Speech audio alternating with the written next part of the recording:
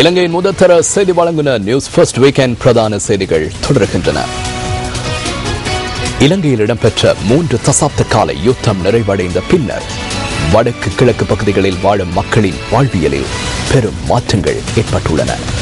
இந்த மாற்றங்கள் சில சந்தர்ப்பங்களில் வடக்கு கிழக்கு மக்களின் கலாச்சாரத்தை சீர்குலைப்பதாகவும் அமைந்து விடுகின்றன. இந்த நிலையில் இளவயது கற்பம் வடமாகாண சமூகத்தை அதிர்வுக்குள்ளாக்கும் சமூக பிரச்சனையாக தற்போது வலுப்பெற்று வருகிறது. இந்த பிரச்சனை யாழ் மாவட்டத்திற்கு ஏற்படுத்தியுள்ள தாக்கம் தொடர்பில் நியூஸ் ஃபர்ஸ்ட் கொண்டு வரும் விசேட தொகுப்பு அடுத்தது. 3 தசாப்த அசாதாரண சூழ்நிலையின் பின்னரான தற்போதைய சூழலில் வடமாகாணத்தில் வாழும் மக்களின் வாழ்வியலில் மாற்றங்கள் பல ஏற்பட்டுள்ளன. அந்த மாற்றங்கள் எமது இனத்தின் கலாசாரமிக்க பாரம்பரியத்தின் வேரை களையெடுத்து விடுமோ என சமூகத்தின் மீது அக்கறை கொண்ட பலரும் அச்சம் கொள்கின்றனர். மிக அண்மை காலமாக வடமாகாணத்தில் பெண் பிள்ளைகள் இள வயதில் கர்ப்பமடைவது அதிகரித்து வருகின்றது. யாழ் மாவட்டத்தில் உள்ள மக்களின் வாழ்வியலில் பெரும் தாக்கம் ஏற்பட்டுள்ள இந்த விடயம் தொடர்பாக நியூஸ் ஃபர்ஸ்ட் என்று கவனம் செலுத்துகிறது. இளம் பராயத்தில் இருக்கும் பெண் பிள்ளை ஒருவர் தனது 19 வயது நிறைவடைவதற்கு முன்னர் கர்ப்பம் தரித்தல் இளவயது கர்ப்பம் என குறிப்பிடப்படுகின்றது. இவ்வாறு இளம் வயதில் கர்ப்பம் அடைவதற்கு பல காரணங்கள் கூறப்படுகின்றன. பொதுவாக வடமாகாணத்தில் 18 வயதுக்கு குறைந்த ஆண் பெண் பிள்ளைகளுக்கு பெற்றோர்கள் திருமணம் செய்து வைக்கும் நடைமுறை வழக்கத்தில் இல்லை. ஆனால் யுத்தம் இடம்பெற்ற காலப்பகுதியில் சில காரணங்களுக்காக பல பெற்றோர்கள் தங்களது ஆண் பெண் பிள்ளைகளுக்கு 18 வயது பூர்த்தி அடைவதற்கு முன்னர் திருமணம் செய்து வைத்த சம்பவங்களும் உள்ளன. நான் 17 வயசுல திருமணம் செய்யலாம். எனது மனுஷன் கூலி வேலை செய்கிறேன். நான் 17 வயசுல செய்ய வேண்டிய காரணம் இந்த யுத்தத்தினால விரும்பி தான் முடிச்சேனா. யுத்தம் வர அம்மாக்களும் செய்து வச்சேனா இவருக்கு.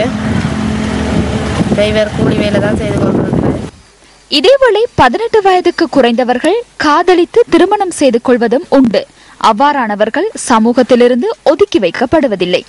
சின்ன வயசுலேயே காதலிச்சு கல்யாணம் பண்ணதால எனக்கு சின்ன வயசுலேயே ஒரு குழந்தை இருக்கு. குழந்தைய 2 மாதம். அப்போ சரியான அவரும் விட்டுட்டு போயிட்டாரு. சரியான கஷ்டத்தில் வேலைக்கு போகிறதா பிள்ளைய பார்க்குறதான கஷ்டத்தில் பண்ணியிருக்கிறேன். ஆனால் திருமணத்துக்கு புறம்பான தொடர்புகளாலும் தமது காதல் திருமணத்தில் நிறைவு பெறும் என்ற எதிர்பார்ப்புகளாலும் பல பெண் பிள்ளைகள் துஷ்பிரயோகத்துக்கு உட்படுத்தப்படுகிறார்கள். இவ்வாறானவர்கள் தமது கல்வியை இடைநடுவில் கைவிடுவதுடன் இளம் வயதில் கர்ப்பமடைகிறார்கள். கல்வியை தொடர முடியாத அவர்கள் இளம் வயது கர்ப்பம் தரித்தல் காரணமாகவும் சட்ட ரீதியான திருமண அங்கீகாரமின்றியும் உடல் ரீதியாகவும் உள ரீதியாகவும் பல பாதிப்புகளை எதிர்நோக்க நேரிடுகிறது. அத்துடன் குறித்த பெண் பிள்ளைகளின் குடும்பத்தினர் பல்வேறு பிரச்சனைகளை சமூகத்தில் எதிர்கொள்கின்றமையும் இங்கு சுட்டிக்காட்டத்தக்கதே. யாழ் மாவட்டத்தில் 12 சுகாதார வைத்திய அதிகாரி பிரிவுகளில் 44 வைத்தியசாலைகள் உள்ளன. குறித்த வைத்தியசாலைகளில் 2009 ஆண்டு 18 வயதுக்கும் குறைந்த 373 பெண்களும், 2010 ஆண்டு 464 பெண்களும், 2011 ஆண்டு 440 பெண் பிள்ளைகளும், 2012 ஆண்டு 419 பெண் பிள்ளைகளும், கடந்த ஆண்டு 318 பெண் பிள்ளைகளும் இளம் வயதில் கர்ப்பம் தரித்து அனுமதிக்கப்பட்டதாக யாழ் மாவட்ட சுகாதார வைத்திய அதிகாரி பிரிவு தெரிவிக்கின்றது.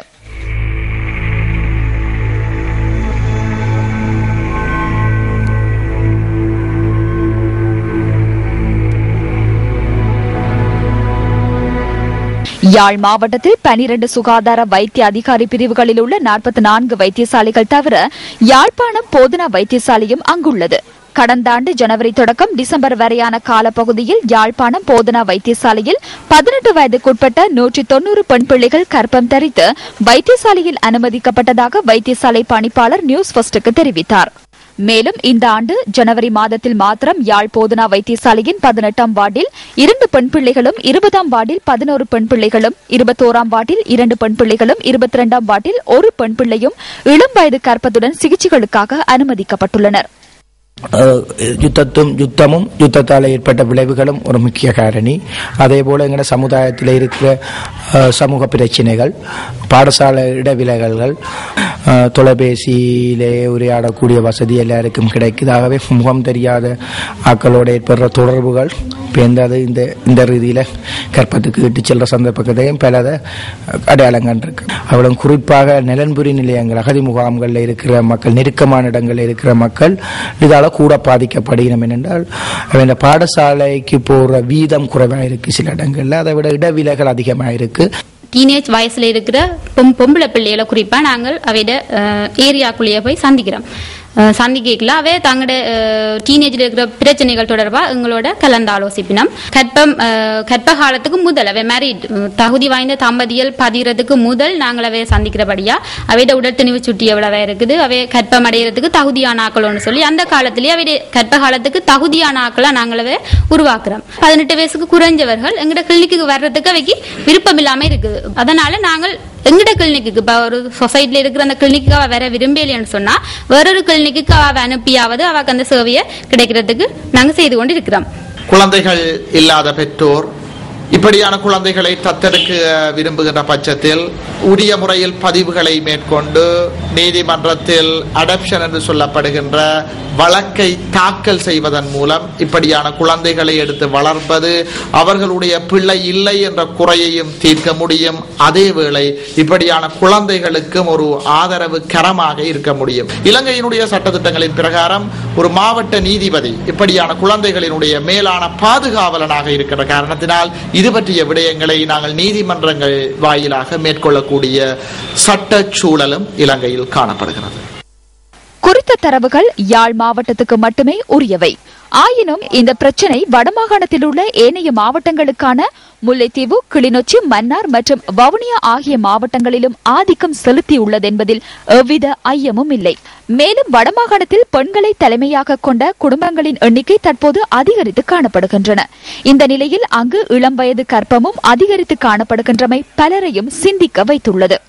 தகவல் தொழில்நுட்ப வளர்ச்சி, யுத்தத்துக்கு பின்னரான சூழ்நிலை, பாடசாலை பருவத்தில் தோன்றும் இன கவர்ச்சியை காதல் என தவறாக புரிந்து கொள்ளல், போதைப்பொருள் முதலியவற்றின் ஊடுருவல் போன்ற காரணிகளால் இளம் வயது கர்ப்பம் அதிகரிக்கிறது. யாழ் மாவட்டத்தில் யௌவன பருவத்துக்கான சிகிச்சை நிலையங்கள் ஊடாக பெண் பிள்ளைகளுக்கு திருமணத்தை பிற்போடுவதற்கான ஆலோசனைகள் வழங்கப்படுகின்றன. சில வேளைகளில் அவர்கள் இளம் வயதில் திருமணம் செய்தாலும் குழந்தை பேச்சினை பிற்போடுவதற்கான ஆலோசனைகளும் வழங்கப்படுகின்றன. இத்தகைய ஆலோசனைகள் ஆரோக்கியமானதா என்ற கேள்வியும் சமூகத்தில் நிலவுகின்றது. வடமாகாணத்தில் பெரும் சமூக பிரச்சனையாக காணப்படுகின்ற இளம் வயது கர்ப்பம் தொடர்பான விவகாரம் குறித்து சிறுவர் அபிவிருத்தி, பெண்கள் விவகார அமைச்சு மற்றும் வடமாகாண சுகாதார அமைச்சு ஆகியன அதிகம் கவனம் செலுத்த வேண்டியது காலத்தின் தேவையாகும். இந்த பிரச்சனையால் பாதிக்கப்பட்ட பெண்களினதும் பெண் பிள்ளைகளினதும் நலன் மற்றும் பாதுகாப்பினை உறுதிப்படுத்துவதற்கான செயற்திட்டங்களை முன்னெடுக்க வேண்டியதும் அவசியமாக உள்ளது. பெண்கள் மற்றும் சிறுவர்களுக்கு எதிரான வன்முறைகளை தடுத்து அவர்களின் நலன்களை மேம்படுத்துவதற்கான நடவடிக்கைகள் மேற்கொள்ளப்படும் பட்சத்தில் இத்தகைய சமூக பிரச்சனைகளை தவிர்க்கலாம் என்பதே சமூக ஆர்வலர்களின் கருத்தாகும். பெண்கள் சமூகத்தில் கேள்விக்குறிகளாக மாறுவதை தடுத்து நாட்டின் அபிவிருத்திக்கு அவர்களின் ஆற்றல்களை பயன்படுத்த வேண்டியது அனைவரினதும் பொறுப்பாகும். யுத்தகால பகுதியில் பெற்றோரை இழந்தும் அவர்களை பிரிந்தும் வாழும் சிறார்களின் எண்ணிக்கையோ ஏராளம். இந்த நிலையில் யுத்த காலத்தில் பெற்றோரை பிரிந்து சிறுவர் இல்லத்தில் வாழ்ந்து வந்த 3 பிள்ளைகள் நேற்று அவர்களது பெற்றோரிடம் கையளிக்கப்பட்டனர். வடமாகாண ஆளுநர் அலுவலகத்தில் ஆளுநர் G.A. சந்திரஸ்ரீ தலைமையில் இந்த நிகழ்வு இடம்பெற்றது. யுத்த கால பகுதியில் பெற்றோரை பிரிந்து சிறுவர் இல்லங்களில் இந்த 3 சிறார்களும் வாழ்ந்து வந்துள்ளனர். யுத்தத்தில் பெற்றோரை பிரிந்து சிறுவர் இல்லங்கள் மற்றும் நலன்புரி நிலையங்களில் தமது வாழ்நாளை கடத்தி வந்த சிறார்கள் தொடர்பான தகவல்களை கடந்த காலங்களில் அதிகாரிகள் திரட்டி வந்துள்ளனர். இந்த நிலையிலேயே குறித்த சிறார்கள் அடையாளம் காணப்பட்டுள்ளதுடன் அவர்கள் நேற்றைய தினம் பெற்றோரிடம் ஒப்படைக்கப்பட்டிருந்தனர். இவ்வாறு பெற்றோரிடம் ஒப்படைக்கப்பட்ட சிறார்களின் கல்வி நடவடிக்கைகளை தொடர்வதற்கான உதவிகளும் இதன்போது வழங்கப்பட்டுள்ளன. இவர்களின் கல்விக்கான அனைத்து உதவிகளையும் வடமாகாண ஆளுநர் தொடர்ந்து வழங்குவதாக உறுதியளித்துள்ளதாகவும் தெரிவிக்கப்படுகின்றது. இலங்கை முற்போக்கு எழுத்தாளர் சங்கத்தின் முன்னாள் செயலாளர் பிரேம்ஜி ஞானசுந்தரம் கனடாவில் காலமானார். 1930ஆம் ஆண்டு நவம்பர் 17ஆம் திகதி யாழ் அச்சுவேலியில் பிறந்த பிரேம்ஜி ஞானசுந்தரம் முற்போக்கு எழுத்தாளர், ஊடகவியலாளர், பதிப்பாளர் என பல்வேறு துறைகளில் ஆளுமைகளை வெளிப்படுத்தியிருந்தார். ஸ்ரீ கதிர்காம தேவஞான சுந்தரம் என்ற இயற்பெயருடைய அன்னார் பின்னர் தமது பெயரை பிரேம்ஜி என மாற்றி அமைத்திருந்தமை குறிப்பிடத்தக்கது. இவர் பல்வேறு பத்திரிகைகளின் ஆசிரியராக கடமையாற்றியிருந்ததுடன் பல விருதுகளுக்கும் கௌரவத்திற்கும் பாத்திரராகியிருந்தார். கனடாவில் வசித்து வந்த காலப்பகுதியிலும் பல்வேறு சமூக செயற்பாடுகளில் ஆர்வத்துடன் அவர் ஈடுபட்டிருந்தார். சிறிது காலம் சுகவீனமுற்றிருந்த பிரேம்ஜி ஞானசுந்தரம் கனடாவில் நேற்று இயற்கை எய்தினார். அன்னாரின் இறுதிக்கிரைகள் கனடிய நேரப்படி வியாழக்கிழமை மாலை டொரண்டோ நகரில் எல்ஜின் மில்ஸில் நடைபெற உள்ளதாக அறிவிக்கப்பட்டுள்ளது. இலங்கையின் தமிழ் இலக்கிய துறைக்கு பெரும் பங்களிப்பு செய்த பிரேம்ஜி ஞானசுந்தரத்திற்கு அஞ்சலி செலுத்தும் வகையில் கொழும்பிலும் பல்வேறு நிகழ்வுகள் ஏற்பாடு செய்யப்பட்டுள்ளன.